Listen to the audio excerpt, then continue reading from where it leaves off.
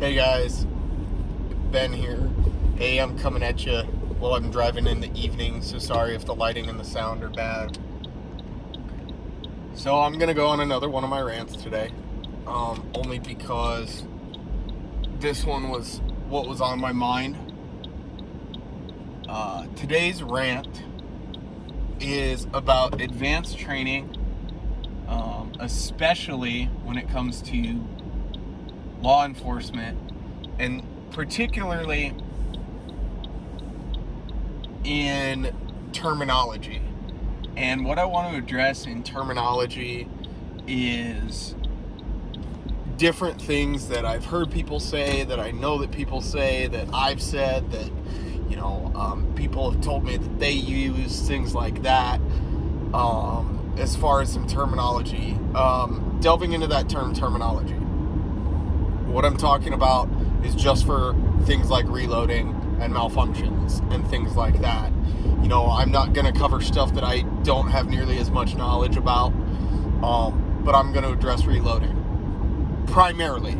So when I say terminology or use any of these terms, please understand that I'm referring to the act of reloading, or a tactical reload, or an emergency reload, or just the act of reloading in general. And when I talk reloading, I'm talking magazines, not like reloading rounds. So how I was taught, and I picked this up years and years and years ago. I don't even remember where I picked it up. I think me and a couple of dudes were just bullshitting, and I heard the terminology and liked it, so I picked it up for myself. But if I'm working with a partner or another team, or there's somebody that I train with and we're working together, what I say typically is, if I go dry or I'm having to do a reload, it's typically gun down, and then when I'm ready to go, gun up. Okay, so a great example of this would be, if I'm practicing a force-on-force tactic, clearing a house with a friend. If we're in a really good gunfight and I got to do a reload, I'm going to duck into cover and I'm going to say gun down. Once my friend hears gun down, he or she immediately knows that my gun, for whatever reason, is not in the fight. So they know, okay, covering, and that's what they say, right? Versus, one of the training classes I went through was clear, covering, cover, or something along those lines. Okay. Let me address the clear covering, or cover clear, however you want to put it, first. So if I say cover, I need somebody to cover me. Whether I need them, to give suppressive fire or accurate fire or whatever, I need that person to cover me for whatever reason. Okay, so that addresses cover. Covering means I'm watching that dude's sector while he's, doing whatever. Okay. Clear to me means, and this is just to me, and the terminology might be different for some people. Anybody with a different experience, please don't hesitate to post in the comments below. I always love a healthy discussion, and I love learning more. To me, clear means, hey, this room's clear, or this area's clear, don't worry about it, or I'm letting you know that it's clear. Another way that I've heard clear, this is more with beginners, is when they're doing a reload in some sort of safety Nazi range where they have to demonstrate clear, stick their finger in their gun and all that shit. So I'm not a huge fan of saying clear, just because it could be misconstrued as so many things. Another way I've heard it put, and this was by one of my buddies who used to work on the SWAT team in Northeast Colorado, was green and red. So if your gun was down and you needed to reload, you would say, hey, I'm red, or you would just say red, and your partner would say covering. And then when your gun's back in the fight, you say green, which is great. I like that idea. Another way that I've heard it, and I think this goes both ways, is a changing mag, changing, reload, new mag, you know. And I'm not saying that way is bad. My thought process behind it is, I don't say reloading.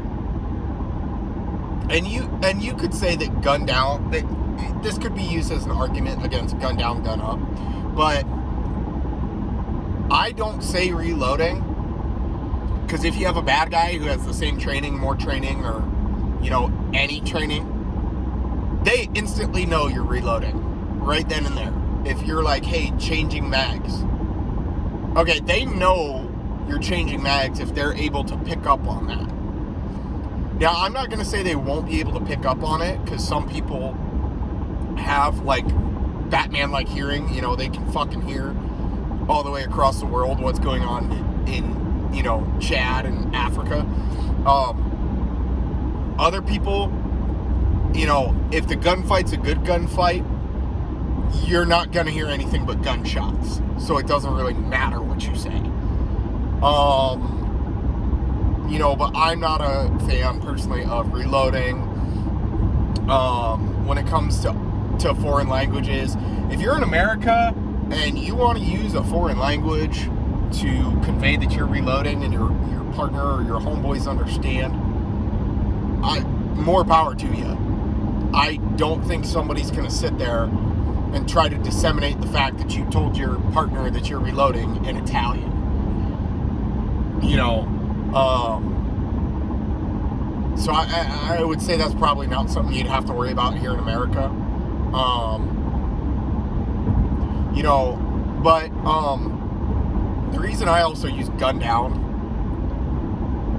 and this is just more of a me thing, if my gun goes down, if I'm running my AR or, you know, primary platform rifle, PCC, long range rifle, something like that, even a shotgun, if I go empty or if I have a problem, you know, even if it's a problem as simple as tap rack or tap charge for an AR, which you can still call tap rack.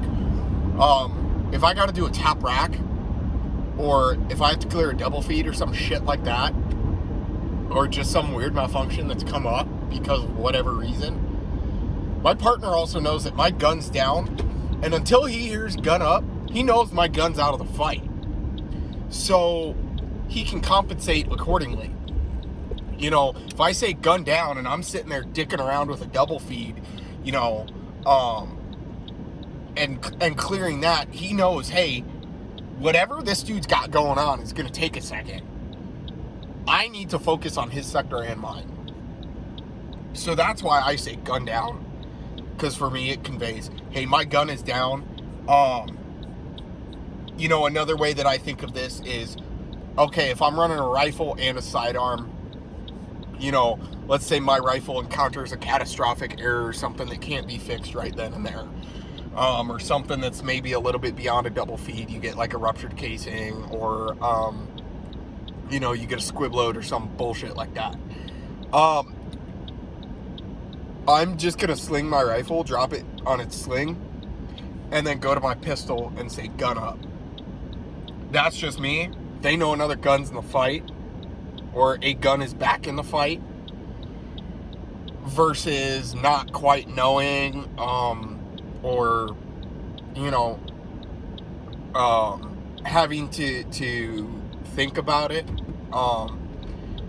You know, some of the things I've heard, and I haven't experienced this because I haven't been in a gunfight or anything. Now, I will say auditory exclusion is a thing. Like every law enforcement gunfight or military gunfight I've ever studied, they say that auditory exclusion is like 100% a thing. Visionary exclusion is a thing. The fight or flight kicks in. All sorts of stuff gets jacked up. But I want to make it easy with no thought process for whoever's around me that's a good guy in that gunfight. So, you know, if you're a road guy, you know, a trooper out in fucking County Nowhere, Wyoming, or County Nowhere, Montana, you know, and assistance pulls up to you, and they may have been trained a different way. You know, anybody who fucks around with training or who fucks around with guns in any advanced, intermediate, or advanced capacity other than beginner is gonna know, hey, if my partner's not shooting, something's wrong. They're either out of ammo, dead, wounded, or their gun is jacked. So that's my thought process behind that, and I would love to hear your guys' thought processes behind what you guys say reloading for and everything. And I know regionally it's different, you know, as well as depending on your job or your career, it could be different. If you're just a citizen carrying a gun, you know, if you and your wife always carry together, that's something that you and your wife need to work out what you guys need to say. If, you know, maybe you are a, you know, inmate transport team, and, you know, you get into the fight of your life. You know, you guys need to work out what to say. You know, maybe you could be military. You know, whether that's frontline combat or special operations, or, you know, hey, maybe you're a mechanic and you got caught up in some stuff, and now you're in the gunfight. You know, or, you know, whatever it is. You know, you need to make sure that people understand. And I think typically why most people say reloading is because universally, you know, I've been fortunate enough to train at some pretty advanced facilities, with some people that have decades more experience than I do. And I'm talking like 3 to 4 to 5 to 6 decades more of experience than I do, and have actually hurt or killed bad guys, or gone and killed terrorists, or gone and killed drug kingpins and like dudes like that. You know, dudes that actually put in work.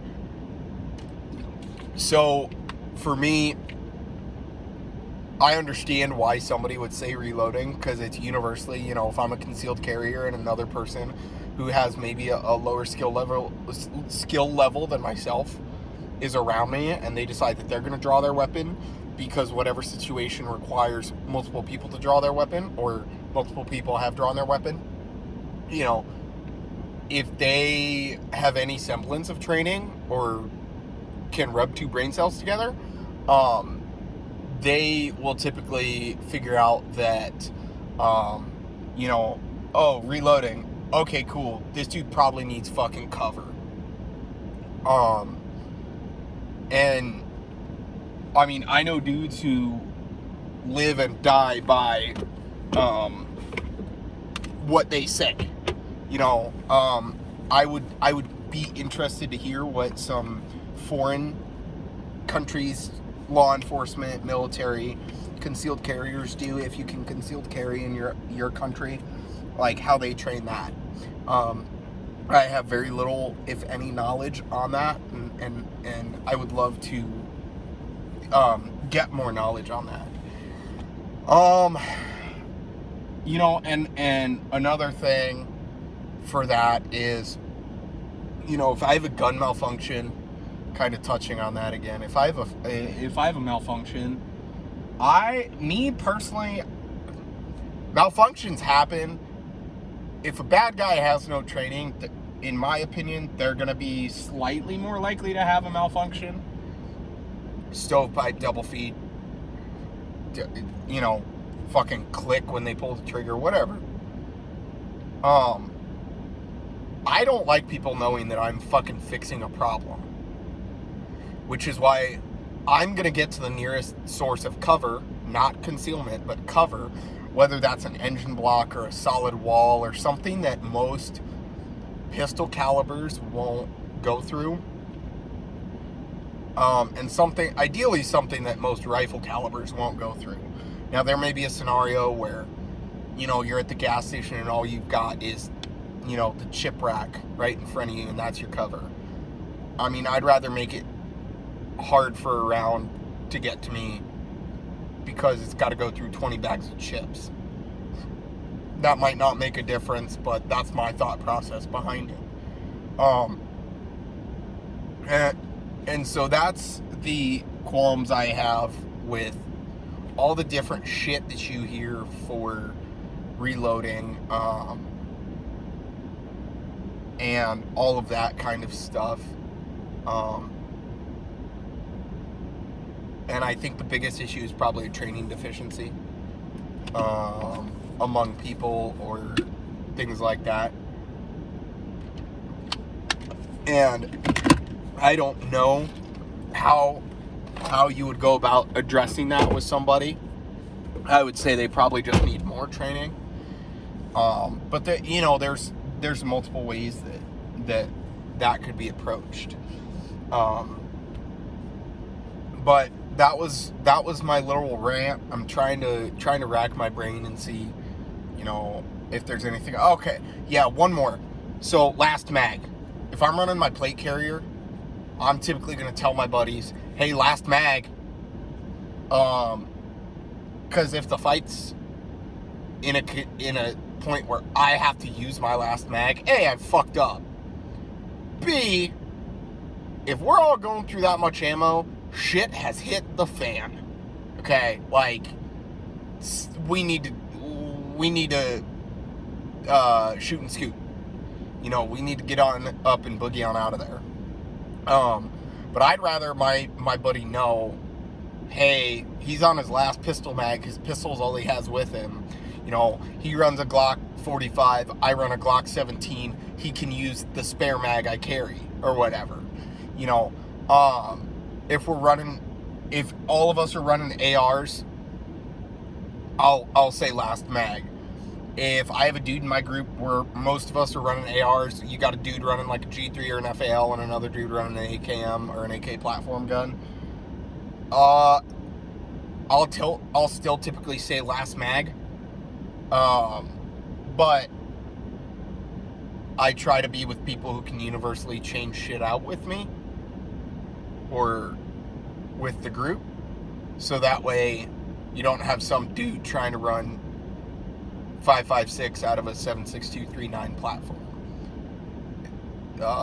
You know, I guess that's my thought process behind it.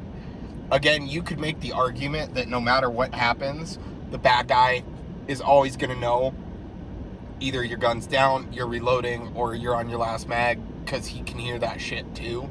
But people who've been in gunfights or whatever, or people who have had to draw their gun or use their gun, I'd be curious to hear from you. And don't put something in the comments where you're like, yeah, you know, I'm a concealed carrier and I had my, you know, Taurus G2, or I had my little Ruger LCP and I had to defend against 9 guys and change my mag 3 times. Like, bullshit. Okay? I'm talking like, if you run a Glock 17 with an Streamlight TLR1 or an X300U and you're just bebopping along your way in downtown whatever city you live in, you know, you're taking your Tinder date out, or you're taking your girl out, or you're taking your Bumble or Hinge date out or whatever, and all of a sudden shit pops off. How do you let people know that you're reloading? You know, do you carry a reload? Do you carry spare mags? Do you have extra mags in your car? I know I have at least one extra mag in my car right now and a couple extra mags in my ruck that I carry with me. But I'm just curious, give me some insight as to what you guys do, and kind of the things you do. Sorry this video is about 20 minutes. I wanted to try to get to the point as quickly as I could, but it took about 20 minutes. But remember, carry your gun with you. Be safe, stay safe, and don't get caught lacking out here. Again, Ben, you guys have a great day. I'll be back at you with more rants.